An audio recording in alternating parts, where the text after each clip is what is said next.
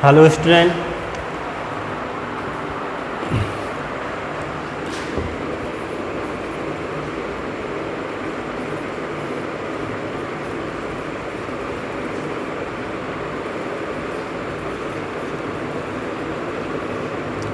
ठीक।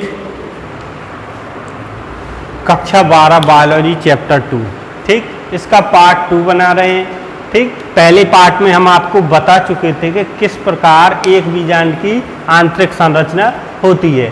ठीक, कि किस प्रकार एक बीजांड के अंदर, ठीक, आंतरिक संरचना कैसी होती है, ये हम आपको बता चुके थे। ठीक, तो आप तो ये जानते हैं कि बीजांड के अंदर दो प्रकार की युग्मक होती है, एक तो नर युग्मक और दूसरा मादा युग्मक। इन दोनों के मिलने से ही एक परिपक्व भ्रूण का निर्माण होता है। ठीक, किनके? नर युग्मक और मादा युग्मक के मिलने से एक परिपक्व भ्रूण बनता है, मतलब एक बीज बनता है। ठीक, तो सबसे पहले ये मादा युग्मक कैसे बनते हैं या नर युग्मक बनते कैसे हैं? ठीक, अब जो नेक्स्ट टॉपिक आपका होगा उसमें हम ये जानेंगे कि एक भ्रूण के अंदर मादा युग्मक का निर्माण होता कैसे, इसके बाद एक नर युग्मक का निर्माण कैसे होता है। ठीक, तो अब इस टॉपिक में हम पढ़ेंगे मादा युग्मक का निर्माण, या इसी को बोलते हैं गुरु बीजाणु जनन।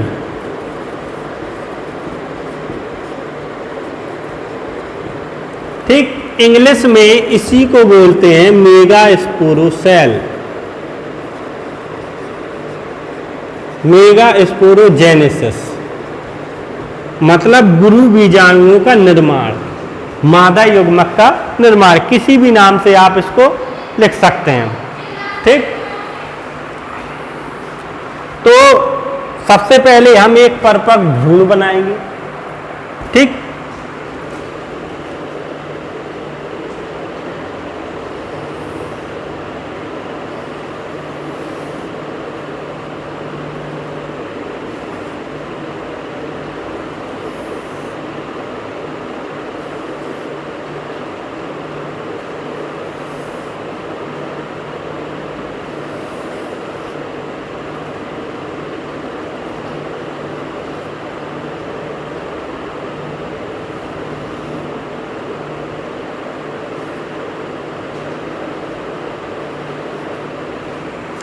ठीक, ये वर्तिकाग्र है। ठीक, वैसे इसका अभी कुछ काम नहीं है। ठीक, तो इसको जो मध्य भाग होता है इसे हम बोलते हैं बीजांडकाय।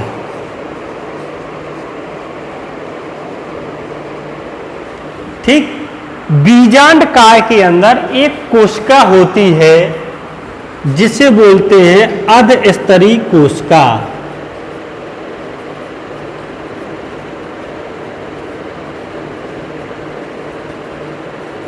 इसे क्या बोलते हैं? अर्धस्तरीय कोशिका। अब इस अर्धस्तरीय कोशिका में विभाजन होता है। कौन सा विभाजन होता है? समसूत्री विभाजन। इस अर्धस्तरीय कोशिका में समसूत्री विभाजन होता है। देखो, समसूत्री और अर्धसूत्री विभाजन में थोड़ा अंतर होता है। समसूत्री विभाजन में क्या होता है कि एक कोशिका से दूसरी कोशिका बनती है, और अर्धसूत्री विभाजन में एक कोशिका से उसी के समान 4 कोशिकाएं बनती हैं। आपको इतना याद रखना है। ठीक, तो जब इसमें समसूत्री विभाजन होगा तो ये 2 कोशिकाओं में बट जाएगी, मतलब अर्धस्तरीय कोशिका 2 कोशिकाओं में बट जाएगी। मतलब इस अर्धस्तरीय कोशिका से 2 कोशिकाओं का निर्माण होगा। तो इसे अभी हम हटा देंगे। ये अभी हमने आपको बताने के लिए समझाया था कि जो अर्धस्तरीय कोशिका होती है इसमें विभाजन होता है, वो 2 कोशिकाओं में बट जाती है। ठीक, एक कोशिका और 2 कोशिका। ठीक, तो इस कोशिका को कहते हैं बीजाणु जनन कोशिका।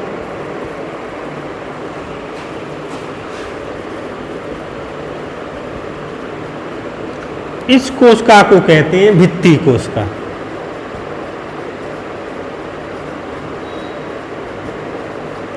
जब अधस्तरी कोशिका में विभाजन होता है तो वो दो कोशिकाओं में बढ़ जाती है, एक बीजाणु जनन कोशिका, दूसरी भित्ति कोशिका।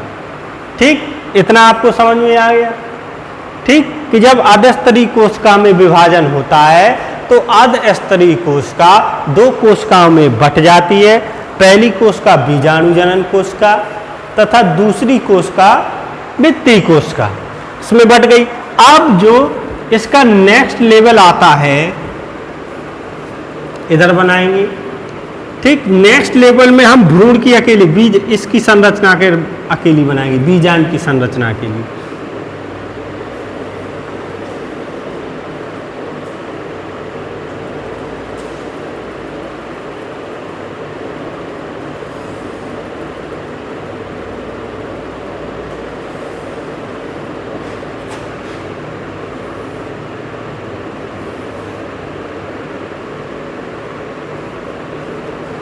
ठीक, अब क्या होता है, भित्ति कोशिका में कोई परिवर्तन नहीं होता, भित्ति कोशिका वैसी की वैसी ही रहती है, भित्ति कोशिका में कोई परिवर्तन नहीं। तो ये क्या है, भित्ति कोशिका।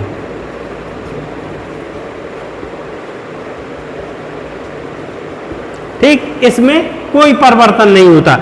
जो बीजाणु जनन कोशिका होती है इसमें क्या होता है, अब अर्धसूत्री विभाजन होता है। ठीक, और ये हम पहले ही बता चुके हैं कि अर्धसूत्री जब विभाजन होता है तो उसमें एक कोशिका चार कोशिकाओं में बढ़ जाती है।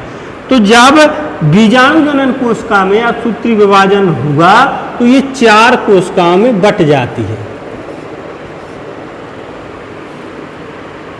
ठीक, जिसमें तीन कोशिकाएं क्या होती हैं, नष्ट हो जाती हैं, तीन कोशिकाएं नष्ट हो जाती हैं। बचती कितनी कोशिकाएं हैं, सिर्फ एक कोशिका, जो किस ओर होती है, निभाग की ओर। भाई बीजांड द्वार से जस्ट अपोजिट के भाग को क्या कहते हैं, निभाग की ओर। तो इधर लिख देंगे निभाग की ओर। ठीक, लगातार इन कोशिकाओं में विभाजन होता है। ठीक, अब नेक्स्ट लेवल में हम देखेंगे, फिर से बीजांड की संरचना बनाएंगे।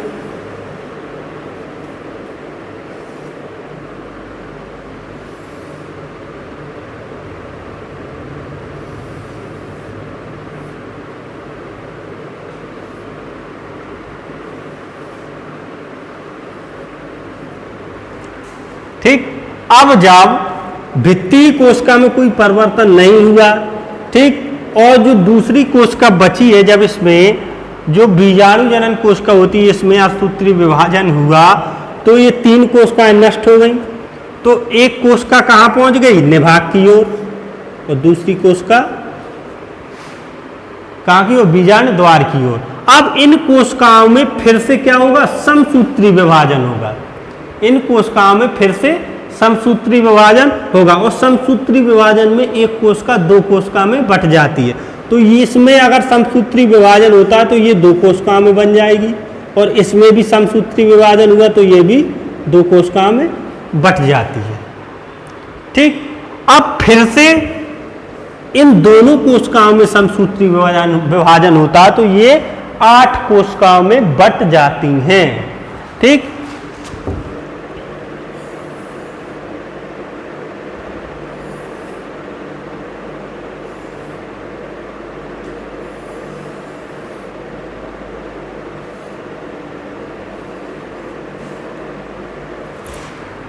अब फिर से इन दोनों कोशिकाओं में क्या हुआ, समसूत्री विभाजन।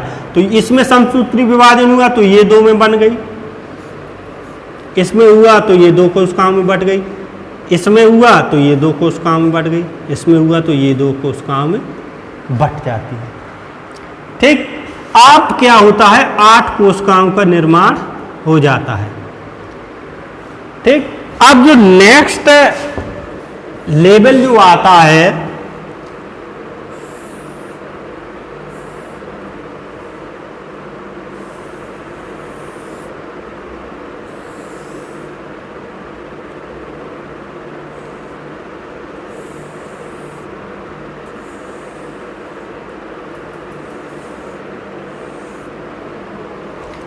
इसमें क्या होता है, कि एक कोशिका निभाग की ओर से आती है और दूसरी कोशिका बीजांड द्वार की ओर से आती है और ये दोनों मध्य में केंद्रित हो जाती हैं। बची 3 कोशिकाएं निभाग की ओर क्या होती हैं, हो जाती हैं और 3 कोशिकाएं बीजांड द्वार की ओर हो जाती हैं। एक एक कोशिकाएं मिलके क्या बनाती हैं, केंद्रक। अब इन दोनों में क्या होगा, ये दोनों कोशिकाएं मिलके एक केंद्रक बना लेंगी। ठीक, तो यही तो हमने बताया था, एक भ्रूण के अंदर 8 कोश की व 7 केंद्र की अवस्था होती है। ठीक, 1 2 3 4 5 6 7 8 मतलब 8 कोशिकाएं होती हैं और 7 केंद्रक होते हैं। ये दोनों कोशिकाएं मिलके एक केंद्रक बना लेती हैं। ठीक, तो ये हम पहले भी बता चुके हैं, किसमें, एक बीजांड की आंतरिक संरचना में पहले भी बता चुके हैं।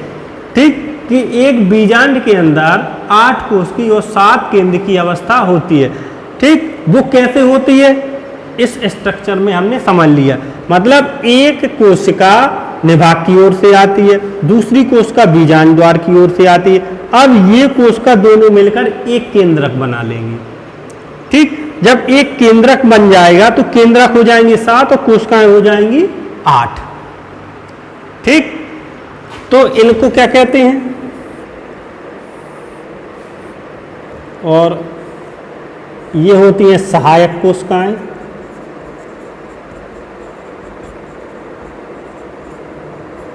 इसको बोलते हैं द्वितीयक केंद्रक, इसको बोलते हैं अभिमुख कोशिकाएं।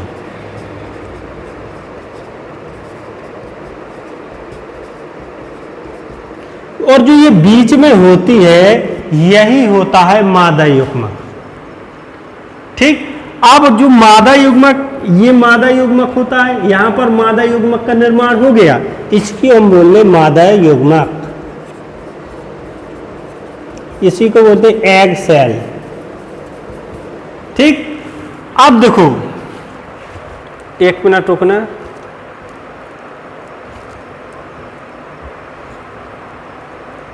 हाँ, इधर इसमें थोड़ा और लिखना है, इसमें गुरु बीजाणु जनन, गुरु बीजाणु अगुणित, इधर और लिखना अगुणित, अगुणित गुरु बीजाणु।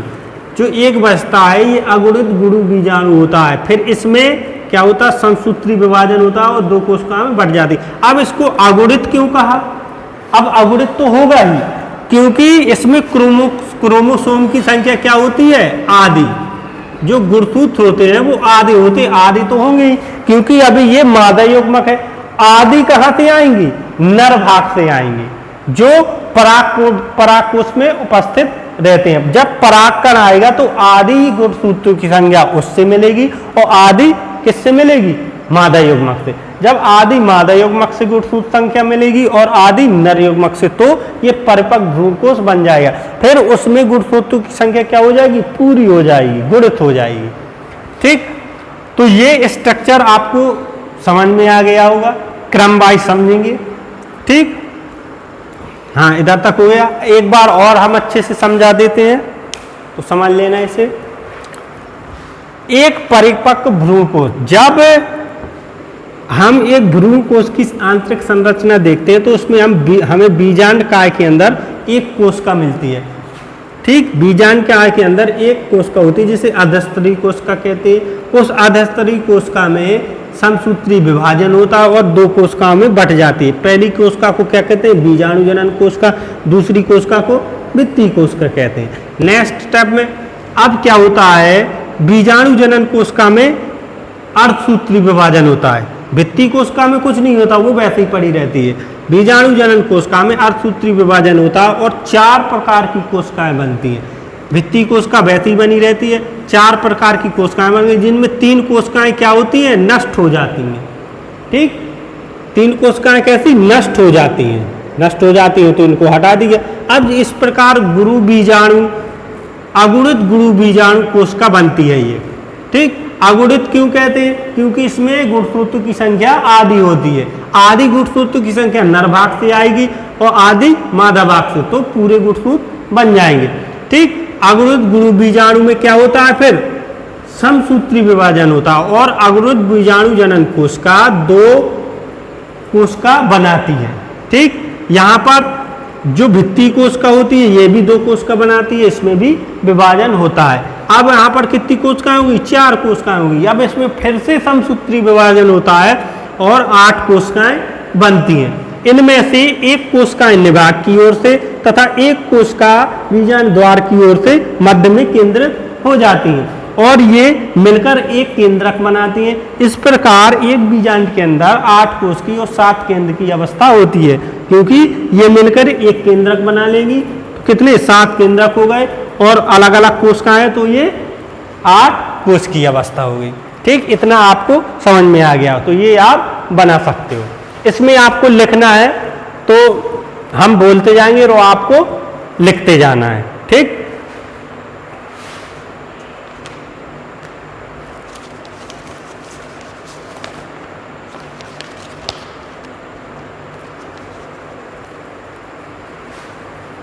बीजांड काय के अंदर एक कोशिका होती है।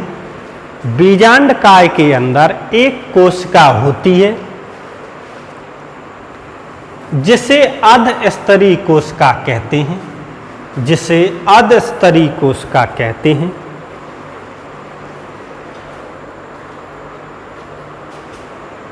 जिसे अधस्तरी कोशिका कहते हैं।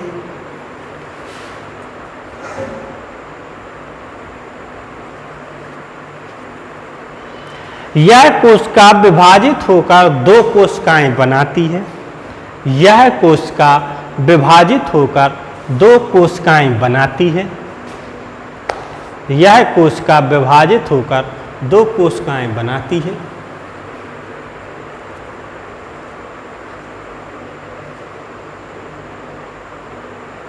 जिसे बीजाणु जनन कोशिका तथा भित्ति कोशिका कहते हैं। जिसे बीजाणु जनन कोशिका तथा भित्ति कोशिका कहते हैं।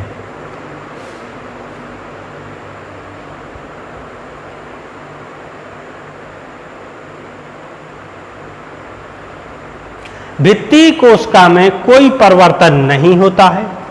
भित्ति कोशिका में कोई परिवर्तन नहीं होता है तथा बीजाणु जनन कोशिका गुरु बीजाणु जनन कोशिका की तरह कार्य करने लगती है। जो बीजाणु जनन कोशिका होती है वो गुरु बीजाणु जनन कोशिका की तरह कार्य करने लगती है।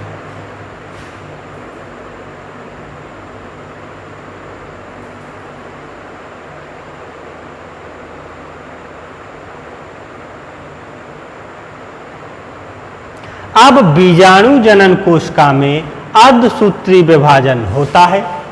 अब बीजाणु जनन कोशिका में अर्धसूत्री विभाजन होता है। इस कोशिका में, बीजाणु जनन कोशिका में अर्धसूत्री विभाजन होता है। नहीं, हाँ सही है, बीजाणु जनन कोशिका में अर्धसूत्री विभाजन होता है। बीजाणु जनन कोशिका में अर्धसूत्री विभाजन होता है।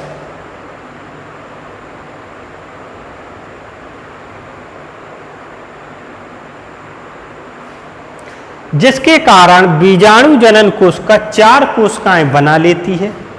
जिसके कारण बीजाणु जनन कोशिका 4 कोशिकाएं बना लेती है।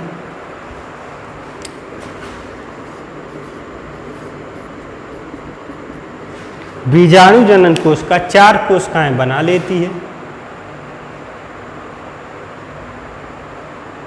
इस प्रकार अर्धसूत्री विभाजन से जो कोशिकाएं बनती हैं, इस प्रकार अर्धसूत्री विभाजन से जो कोशिकाएं बनती हैं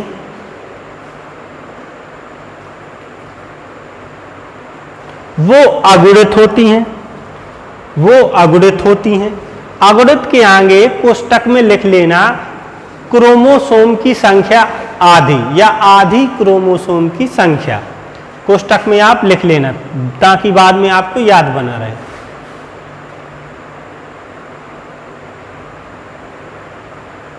जिसे अगुणित गुरु बीजाणु कहते हैं। अगुणित गुरु बीजाणु कहते हैं।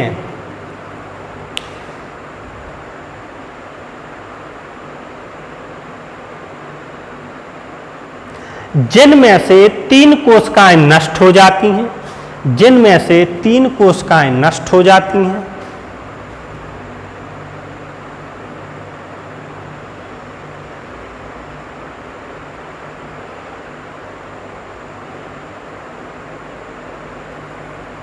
सिर्फ एक कोशिका क्रियाशील रहती है, सिर्फ एक कोशिका क्रियाशील रहती है।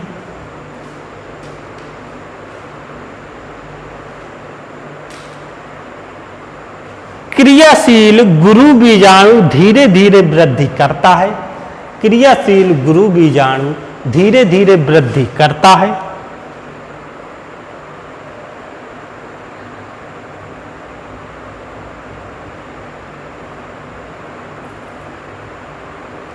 तथा समसूत्री विभाजन करता है, तथा समसूत्री विभाजन करता है।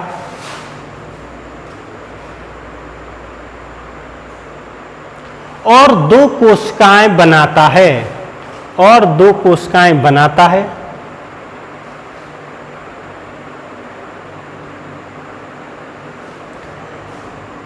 जिसमें एक कोशिका निभाग की ओर चली जाती है, जिसमें एक कोशिका निभाग की ओर चली जाती है तथा दूसरी कोशिका बीजांड द्वार की ओर चली जाती है। मतलब क्या होता है, एक कोशिका निभाग की ओर चली जाती है, दूसरी कोशिका बीजांड द्वार की ओर चली जाती है।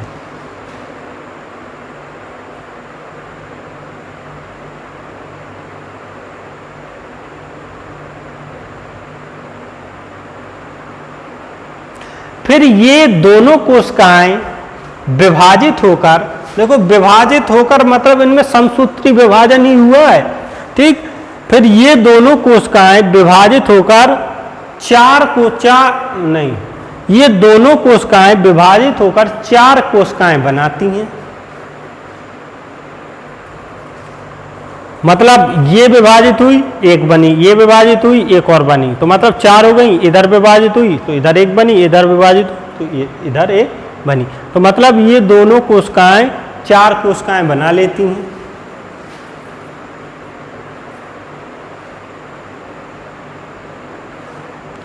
तथा इसमें फिर से समसूत्री विभाजन होता है और 8 कोशिकाएं बनती हैं। तथा इनमें फिर से समसूत्री विभाजन होता है और 8 कोशिकाएं बनती हैं। इनमें विभाजन हुआ, फिर 8 कोशिकाएं बनी, 1 2 3 4 पूरी 8 कोशिकाएं बनती हैं।